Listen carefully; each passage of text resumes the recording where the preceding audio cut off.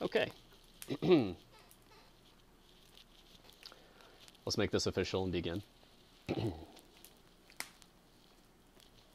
Hello and welcome to Mars Storytime Corner. I am Mars, and I will be your reader today. I still need to work on a scripted introduction, or perhaps continue to do this organically, I'm not sure. At any rate, hello and welcome, good day, good evening, good night to you, wherever you may be. Today we will be continuing our reading of Frankenstein, or The Modern Prometheus, by Mary Shelley Wollstonecraft. It is a classic work of horror and terror.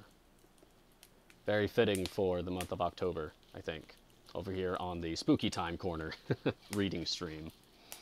Today we'll be reading chapters 18 and 19.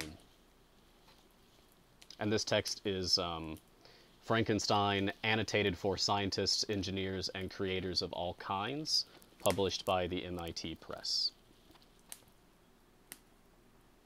We're almost exactly 2/3 of the way through the book at this point. We're a little bit over that.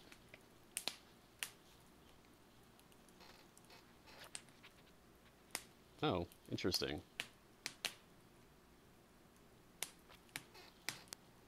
Is Quest not enabled?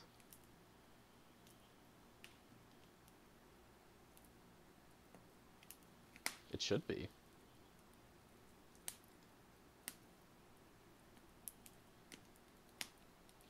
I'll check that real quick. Let me just toggle that off and back on. Alright, try Quest again. I turned it off and back on, restarted it. Oh, actually, I know what just happened. Pythax, the maximum amount that you can bet is 1,000. So that's why. You went too big. There you go. Oh, but you have to put a space in between it. Yep, alright. Good luck on your quest. Oh, and this begins volume 3 in this book. So,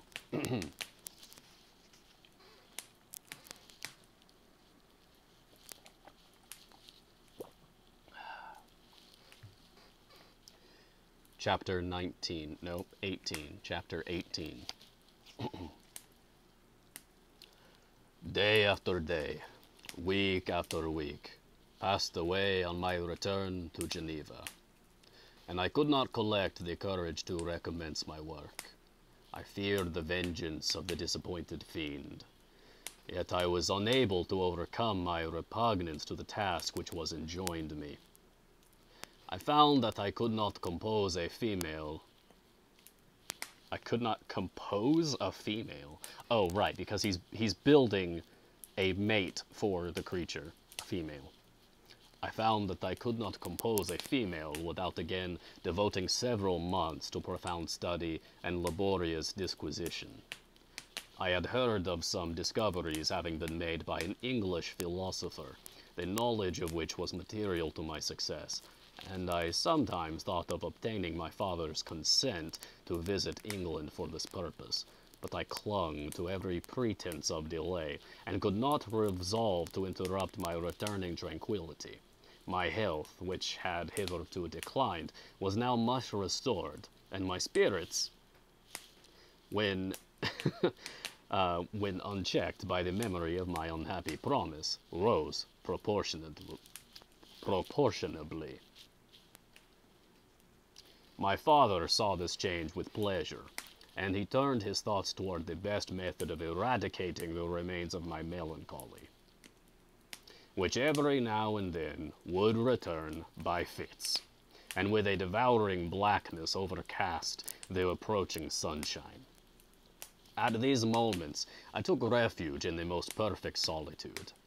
I passed whole days on the lake alone in a little boat, watching the clouds and listening to the rippling of the waves, silent and listless.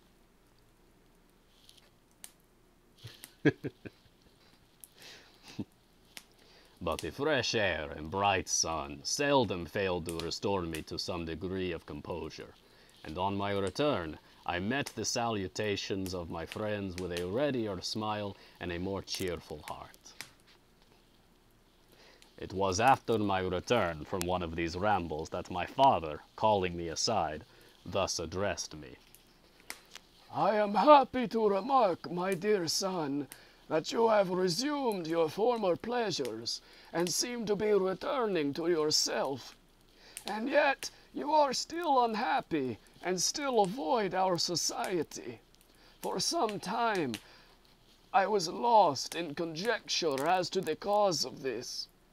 But yesterday an idea struck me, and if it is well founded, I conjure you to avow it.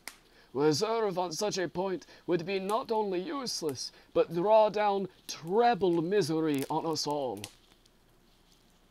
Treble misery? Should that be terrible misery?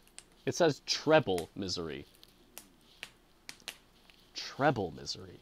Like the musical term. That's strange. The fire has been blue for the month of October, so as to be spooky. Yeah, spooky blue fire for October. Last month when we were reading Sherlock Holmes, it was a normal fireplace. Which we might return to for next month, or I might do something different. I don't know, haven't decided yet. I trembled violently at this exordium, and my father continued. I confess, my son, that I have always looked forward to your marriage with your cousin as the tie of our domestic comfort, and the stay of my declining years. You were attached to each other from your earliest infancy. You studied together and appeared in dispositions and tastes entirely suited to one another. But so blind is the experience of man that what I conceive to be the best assistance to my plan may have entirely destroyed it. You, perhaps, regard her as your sister, without any wish that she might become your wife. Nay, you may have met with another whom you may love, and considering yourself as bound in honor to your cousin, this struggle may occasion the poignant misery which you appear to feel. My dear father, reassure yourself. I love my cousin tenderly and sincerely. I never saw any woman who excited as Elizabeth does my warmest admiration and affection. My future hopes and prospects are entirely bound up in the expectation of our union. The expression of your sentiments on this subject, my dear Victor, gives me more pleasure than I have for some time experienced. If you feel thus, we shall assuredly be happy. However, present events may cast a gloom over us. But it is this gloom which appears to have taken so strong a hold of your mind that I wish to dissipate. Tell me, therefore, whether you object to an immediate solemnization of the marriage. Interesting. We have been unfortunate, and recent events have drawn us from that everyday tranquility befitting my years and infirmities. You are younger, yet I do not suppose, possessed as you are of a competent fortune, that an early marriage would at all interfere with any future plans of honor and utility that you may have formed. Do not suppose, however, that I wish to dictate happiness to you, or that a delay on your part would cause me any serious uneasiness. Interpret my words with candor, and answer me, I conjure you, with confidence and sincerity. I listened to my father in silence, and remained for some time incapable of offering any reply. I revolved rapidly in my mind a multitude of thoughts, and endeavored to arrive at some conclusion. Alas! To me, the idea of an immediate union with my cousin was one of horror and dismay. I was bound by a solemn promise which I had not yet fulfilled, and dared not break, or if I did, what manifold miseries might not impend over me and my devoted family. He's talking about making the mate for the creature. He promised to do that, after all. Could I enter into a festival with his deadly weight yet hanging around my neck and bowing me to the ground?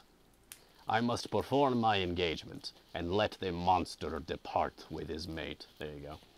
Before I allowed myself to enjoy the delight of an union from which I expected peace. I remembered also the necessity imposed upon me of either journeying in England or entering into a long correspondence with those philosophers of that country, whose knowledge and discoveries were of indispensable use to me in my present undertaking. The latter method of obtaining the desired intelligence was dilatory and unsatisfactory. Besides, any variation was agreeable to me, and I was delighted with the idea of spending a year or two in change of scene and variety of occupation, in absence from my family, during which period some event might happen which would restore me to them in peace and happiness. My promise might be fulfilled, and the monster have departed, or some accident might occur to destroy him, and put an end to my slavery forever. These feelings dictated my answer to my father. I expressed a wish to visit England, but concealing the... Oh, you know what? I forgot to move it over to this. Okay, there you go. I forgot to change my scene. Sorry. But concealing the true reasons of this request, I clothed my desires under the guise of wishing to travel and see the world before I sat down for life within the walls of my native town. I urged my entreaty with earnestness, and my father was easily induced to comply, for a more indulgent and less dictatorial parent did not exist upon earth. Our plan was soon arranged. I should travel to Strasbourg, where Clerval would join me. Oh boy, more Clerval coming soon, I guess. Some short time would be spent in the towns of Holland, and our principal stay would be in England. We should return by France, and it was agreed that the tour should occupy the space of 2 years. My father pleased himself with the reflection that my union with Elizabeth should take place immediately on my return to Geneva. "These 2 years," said he, "will pass swiftly, and it will be the last delay that will oppose itself to your happiness. And indeed I earnestly desire that period to arrive, when we shall all be united, and neither hopes or fears arise to disturb our domestic calm." "I am content," I replied, "with your arrangement. By that time we shall both have become wiser, and I hope happier than we at present are." I sighed, but my father kindly forbore to question me further concerning the cause of my dejection. He hoped that new scenes and the amusement of traveling would restore my tranquility. I love saying tranquility with that voice. Tranquility. Tranquility. It's just a good mouthfeel. I now made arrangements for my journey, but one feeling haunted me, which filled me with fear and agitation. During my absence, I should leave my friends unconscious of the existence of their enemy, and unprotected from his attacks, exasperated as he might be by my departure. But he had promised to follow me wherever I might go, and would he not accompany me to England? This imagination was dreadful in itself, but soothing inasmuch as it supposed the safety of my friends. I was agonized with the idea of the possibility that the reverse of this might happen. But through the whole period during which I was the slave of my creature, I allowed myself to be governed by the impulses of the moment, and my present sensations strongly intimated that the fiend would follow me, and exempt my family from the danger of his machinations. It was in the latter end of August that I departed, to pass 2 years of exile. Elizabeth approved of the reasons of my departure, and only regretted that she had not the same opportunities of enlarging her experience and cultivating her understanding. She wept, however, as she bade me farewell, and entreated me to return happy and tranquil. "We all," said she, "depend upon you, and if you are miserable, what must be our feelings?" I threw myself into the carriage that was to convey me away, hardly knowing whither I was going, and careless of what was passing around. I remembered only, and it was with a bitter anguish that I reflected on it, to order that my chemical instruments should be packed to go with me. For I resolved to fulfill my promise while abroad, and return, if possible, a free man. Filled with dreary imaginations, I passed through many beautiful and majestic scenes, but my eyes were fixed and unobserving. I could only think of the bourne of my travels, and the work which was to occupy me whilst they endured. After some days spent in listless indolence, during which I traversed many leagues, I arrived at Strasbourg, where I waited 2 days for Clerval. He came. Alas, how great was the contrast between us! He was alive to every new scene, joyful when he saw the beauties of the setting sun, and more happy when he beheld it rise and recommence a new day. He pointed out to me the shifting colors of the landscape and the appearances of the sky. Oh, wait, I have to do his voice now. So, welcome back to Frankenstein, the voice of Dr. Nick, I suppose. "This is what it is to live," he cried. "Now I enjoy existence. But you, my dear Frankenstein, wherefore are you desponding and sorrowful?" In truth, I was occupied by gloomy thoughts, and neither saw the descent of the evening star nor the golden sunrise reflected in the Rhine. And you, my friend, would be far more amused with the journal of Clerval, who observed the scenery with an eye of feeling and delight, than to listen to my reflections. I, a miserable wretch, haunted by a curse that shut up every avenue to enjoyment. We had agreed to descend the Rhine in a boat from Strasbourg to Rotterdam, whence we might take shipping for London. During this voyage, we passed by many willowy islands, and saw several beautiful towns. We stayed a day at Mannheim, and on the 5th from our departure from Strasbourg arrived at Mayence. The course of the Rhine below Mayence becomes much more picturesque. The river descends rapidly and winds between hills, not high, not steep, and of beautiful forms. We saw many ruined castles standing on the edges of precipices, surrounded by black woods, high and inaccessible. This part of the Rhine, indeed, presents a singularly variegated landscape. Oh, that's a good word, variegated.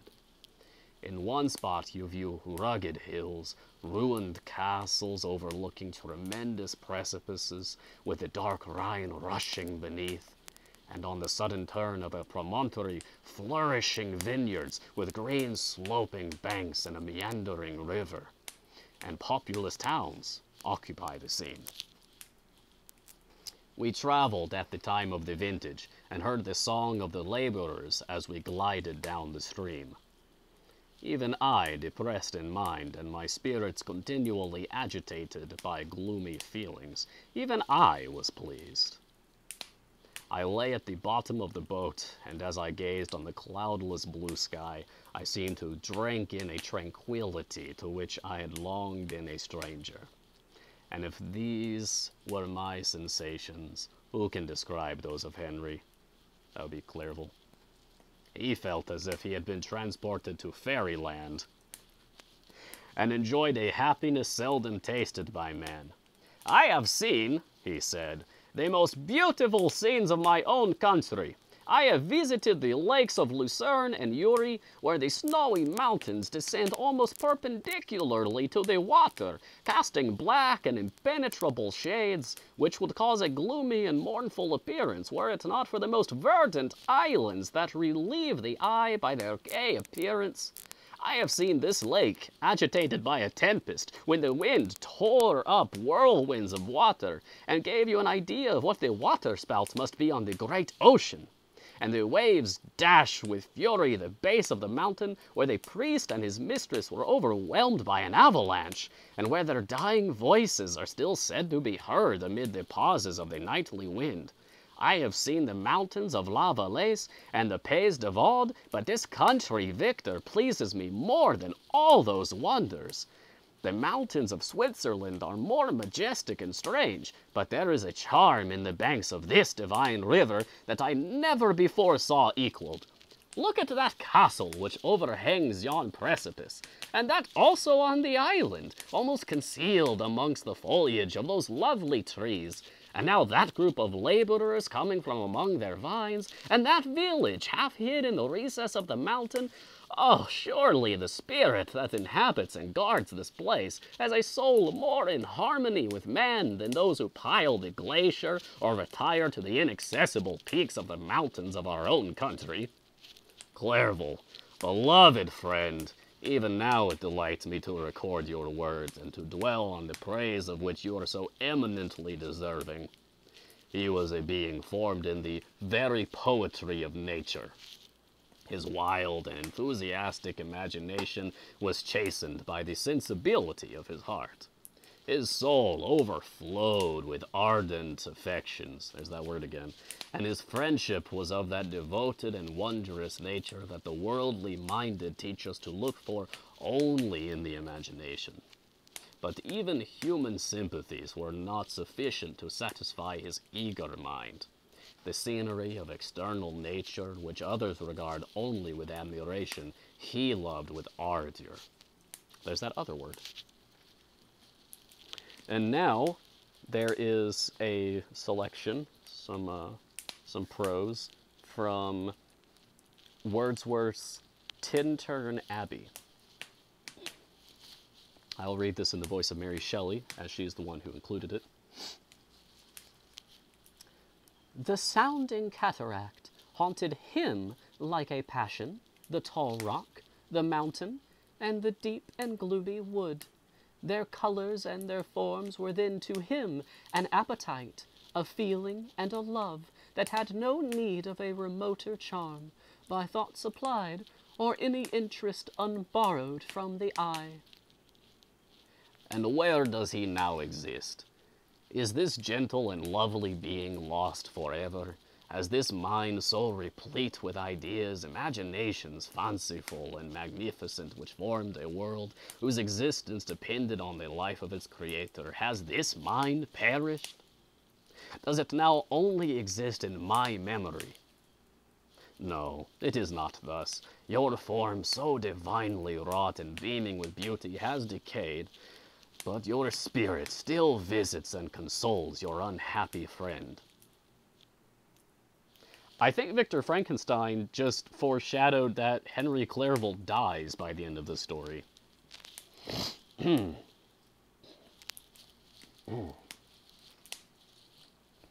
Excuse me there, had to clear my throat.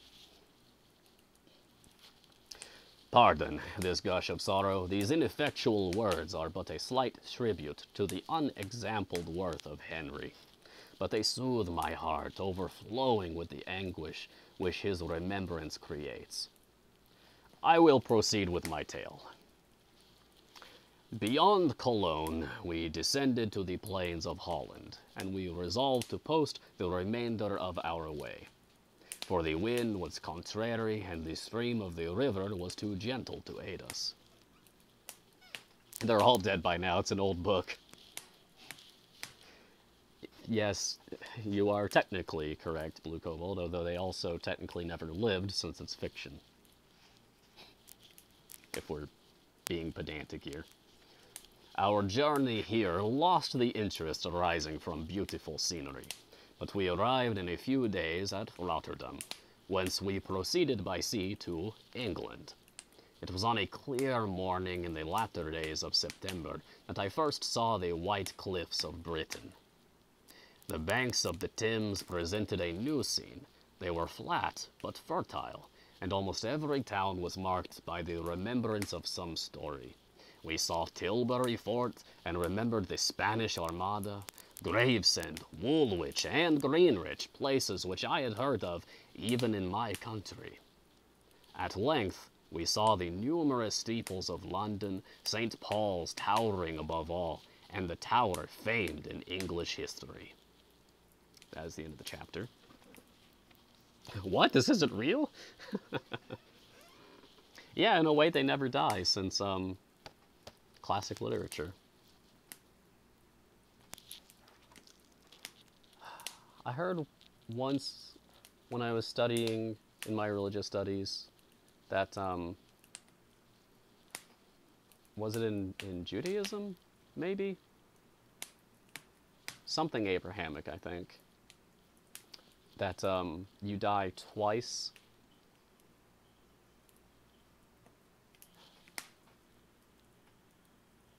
No. I think I'm getting my wires mixed up here. I think it may have just been a quote from someone. Anyway, there's a saying, everyone dies twice. The first, when your body goes, and the second, the last time your name is spoken. So the last time someone remembers you. So in a way, these people are immortal, even though they never lived. Well, until human society collapses, I suppose. Okay, I'm going to take a drink break. Refresh myself.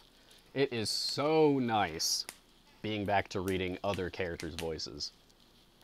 Back to reading for Victor Frankenstein and Henry Clerval and the father of Frankenstein and Elizabeth. Ah, it's such a relief.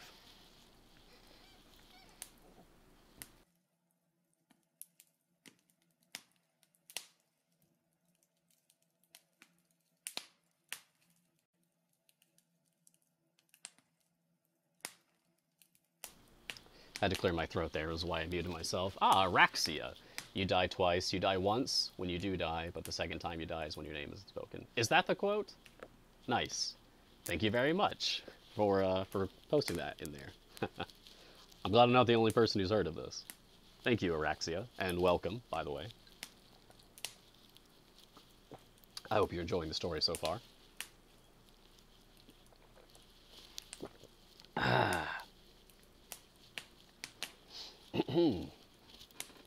Are you new here? It's getting to the point where I'm having trouble remembering. Maybe I should start writing names down. I'm very forgetful. It's one of my weaknesses as a human being, unfortunately. Creative person, but also very forgetful. Oh, it is your first time. Okay, cool. Welcome. As you can tell, it's a live audiobook experience. I hope that you're enjoying it. Relax, drink some tea, or whatever suits you, and yeah, take a load off and enjoy yourself. We read, for this month, our primary text, Frankenstein, is Monday, Tuesday, and Wednesday at 5 p.m. Eastern. And then on Thursdays, at the same time, 5 p.m. Eastern, we've been doing classic horror short stories by other authors. On this Thursday, we'll be reading The Monkey's Paw, another classic. The chat is blowing up, isn't it? I'm glad to see it. And thank you, everyone, for welcoming our new viewer.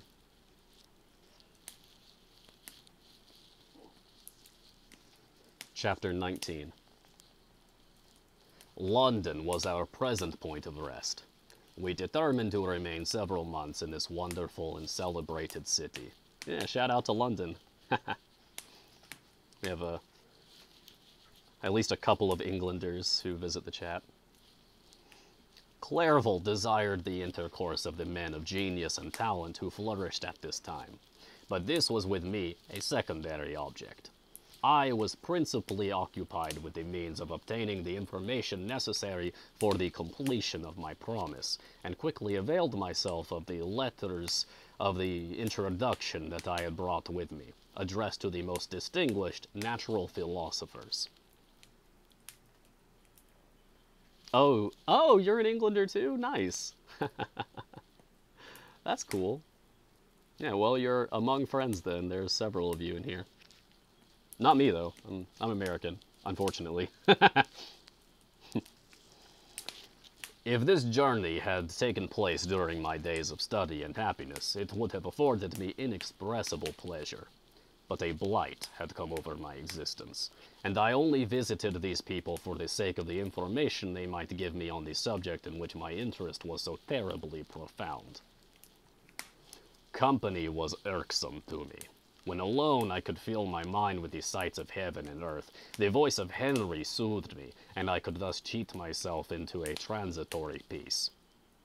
But busy, uninteresting, joyous faces brought back despair to my heart. I saw an insurmountable barrier placed between me and my fellow men. This barrier was sealed with the blood of William and Justine. And to reflect on the events connected with those names filled my soul with anguish. But in Clairvaux, I saw the image of my former self. He was inquisitive and anxious to gain experience and instruction. The difference of manners which he observed was to him an inexhaustible source of instruction and amusement. He was forever busy, and the only check to his enjoyments was my sorrowful and dejected mien. I tried to conceal this as much as possible, that I might not debar him from the pleasures natural to one who was entering on a new scene of life, undisturbed by any care or bitter recollection. I often refused to accompany him, alleging another engagement that I might remain alone. I now also began to collect the materials necessary for my new creation, and this was to me like the torture of single drops of water continually falling on the head. Every thought that was devoted to it was an extreme anguish, and every word that I spoke in allusion to it caused my lips to quiver and my heart to palpitate. Ugh. After passing some months in London, we received a letter from a person in Scotland, who had formerly been our visitor at Geneva. He mentioned the beauties of his native country, and asked us if those were not sufficient allurements to induce us to prolong our journey as far north as Perth, where he resided. Clairvaux eagerly desired to accept this invitation, and I, although I abhorred society, wished to view again mountains and streams and all the wondrous works with which nature adorns her chosen dwelling places. Just checking to see how many pages we have here. Oh my. 10. Like 9 or 10? Jeez. Yeah, this is definitely going to go past the turn of the hour. Just so you're aware. We had arrived in England at the beginning of October. Hey, it's October now. And it was now February. Oh, okay, never mind. Now it's February. We accordingly determined to commence our journey toward the north at the expiration of another month. In this expedition, we did not intend to follow the great road to Edinburgh, but to visit Windsor, Oxford, Matlock, and the Cumberland Lakes, resolving to arrive at the completion of this tour about the end of July. I packed my chemical instruments and the materials I had collected, resolving to finish my labors in some obscure nook in the northern highlands of Scotland. We quitted London on the 27th of March, and remained a few days at Windsor, rambling in its beautiful forest. This was a new scene to us mountaineers. The majestic oaks, the quantity of game, and the herds of stately deer were all novelties to us. From thence we proceeded to Oxford. As we entered this city, our minds were filled with the remembrance of the events that had been transacted there more than a century and a half before. It was here that Charles I had collected his forces. This city had remained faithful to him, after the whole nation had forsaken his cause, to join the standard of Parliament and liberty. The memory of that unfortunate king and his companions, the amiable Falkland, the insolent Goring, his queen and son, gave a peculiar interest to every part of the city, which they might be supposed to have inhabited. The spirit of elder days found a dwelling here, and we delighted to trace its footsteps. If these feelings had not found an imaginary gratification, the appearance of the city had yet in itself sufficient beauty to obtain our admiration. The colleges are ancient and picturesque. The streets are almost magnificent, and the lovely Isis which flows beside it through meadows of exquisite verdure is spread forth into a placid expanse of waters, which reflects its majestic assemblage of towers, and spires, and domes, embosomed among aged trees. I enjoyed this scene, and yet my enjoyment was embittered both by the memory of the past and the anticipation of the future. I was formed for peaceful happiness. During my youthful days, discontent never visited my mind, and if I was ever overcome by ennui, the sight of what is beautiful in nature or the study of what is excellent and sublime in the productions of man could always interest my heart and communicate elasticity to my spirits. But I am a blasted tree. The bolt has entered my soul, and I felt then that I should survive to exhibit what I shall soon cease to be, a miserable spectacle of wrecked humanity, pitiable to others and abhorrent to myself. Isis? Yeah, I suppose a river in Perth called Isis. I'm guessing named after the Mesopotamian deity Isis.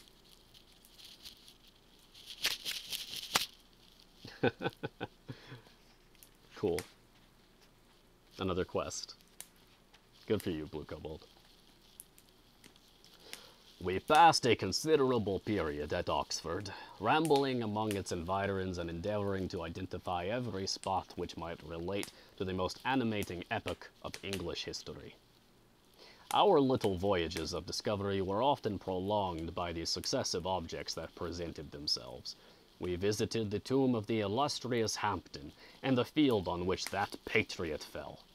For a moment my soul was elevated from its debasing and miserable fears to contemplate the divine ideas of liberty and self-sacrifice, of which these sites were the monuments and the remembrancers. For an instant I dared to shake off my chains, and look around me with a free and lofty spirit, but the iron had eaten into my flesh, and I sank again, trembling and hopeless, into my miserable self.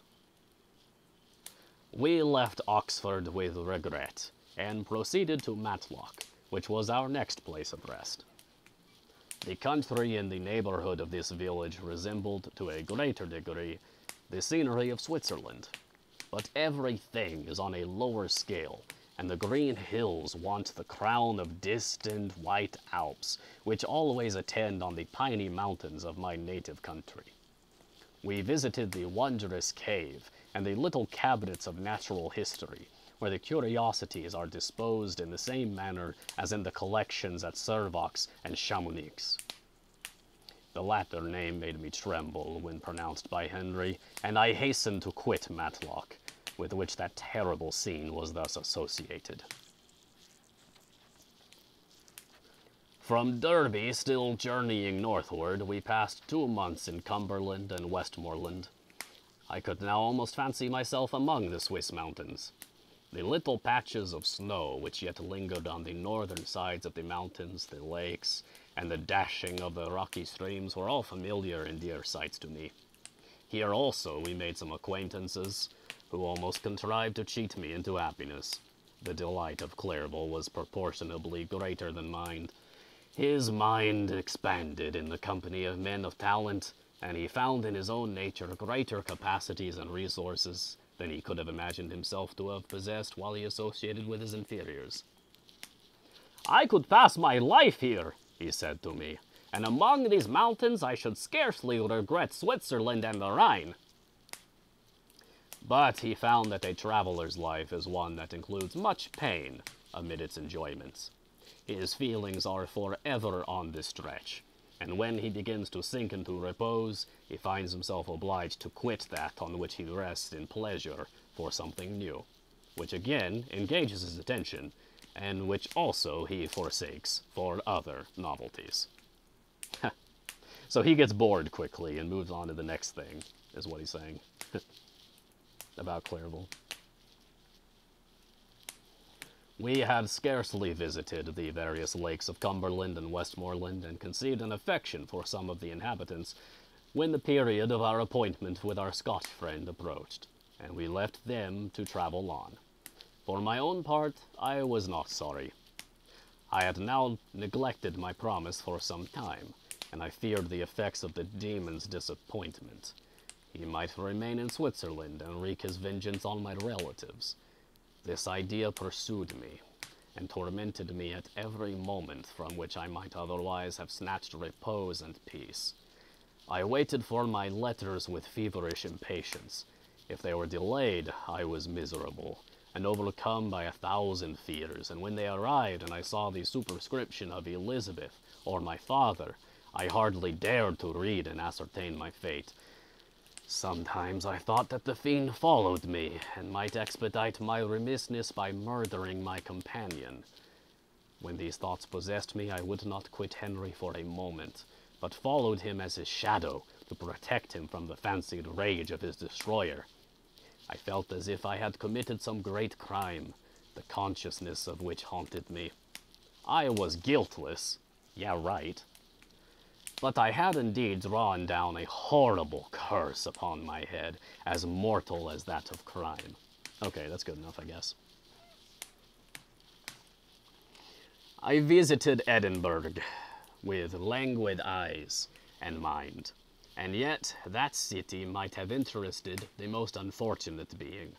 Clairville did not like it so well as Oxford, for the antiquity of the latter city was more pleasing to him. But the beauty and regularity of the new town of Edinburgh, its romantic castle and its environs, the most delightful in the world, Arthur's Seat, St. Bernard's Well, and the Pentland Hills, compensated him for the change, and filled him with cheerfulness and admiration. But I was impatient to arrive at the termination of my journey.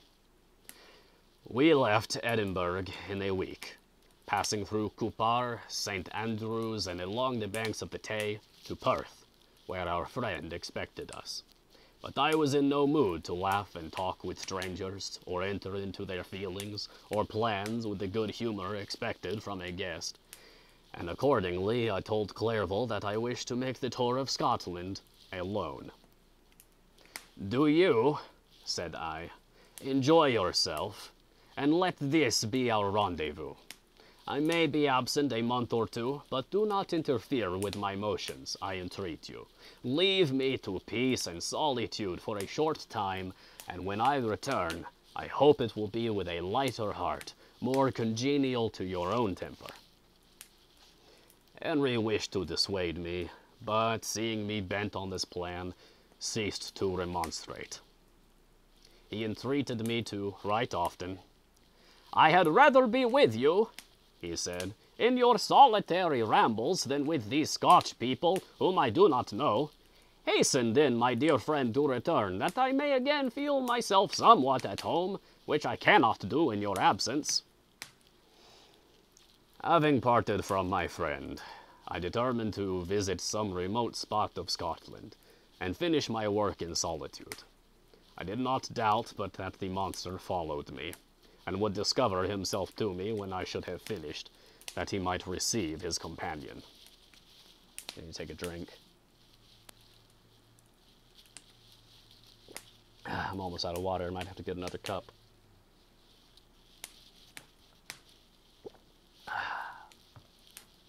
Stay hydrated. It's important. Your body needs it. With this resolution, I traversed the Northern Highlands, and fixed on one of the remotest of the Orkneys as the scene of my labors.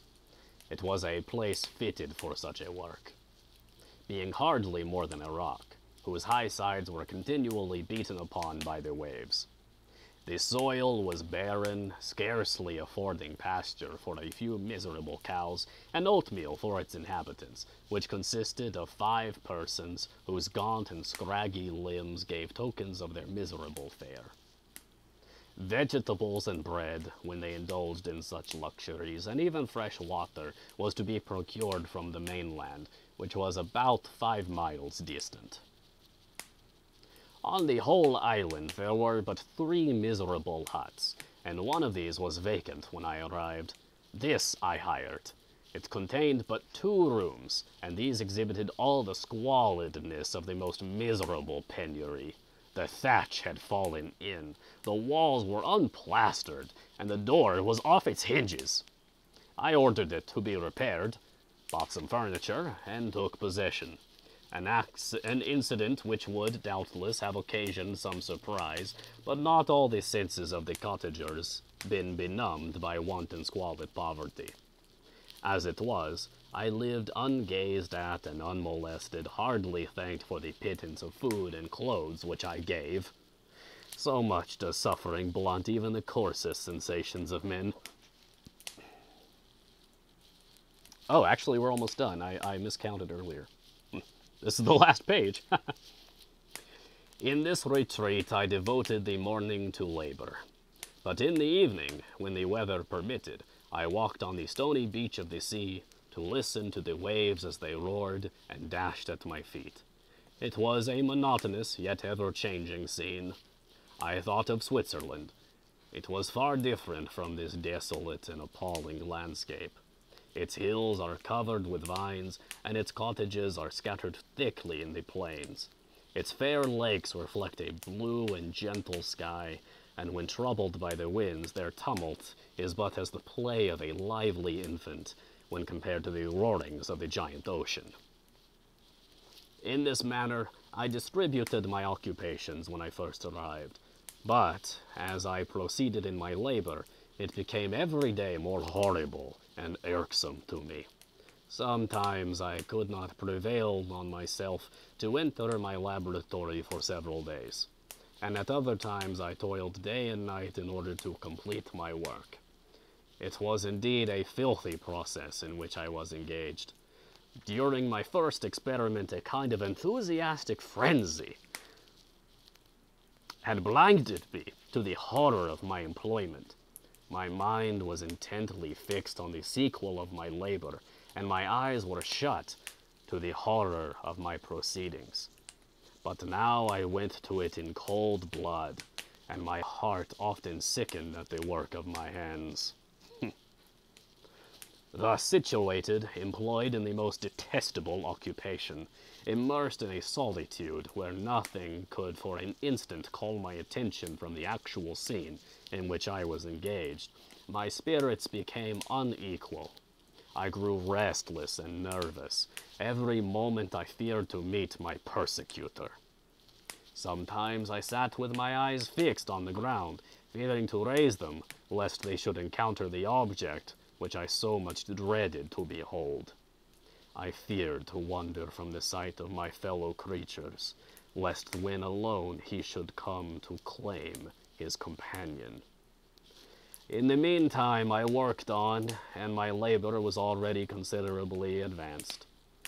I looked toward its completion with a tremulous and eager hope, which I dared not trust myself to question, but which was intermixed with obscure forebodings of evil that made my heart sicken in my bosom. End of chapter.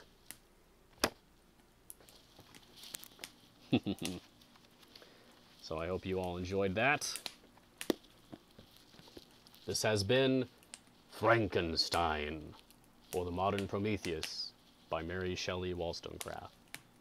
Chapters 18 and 19, as read to you by me, Mars. That was fun.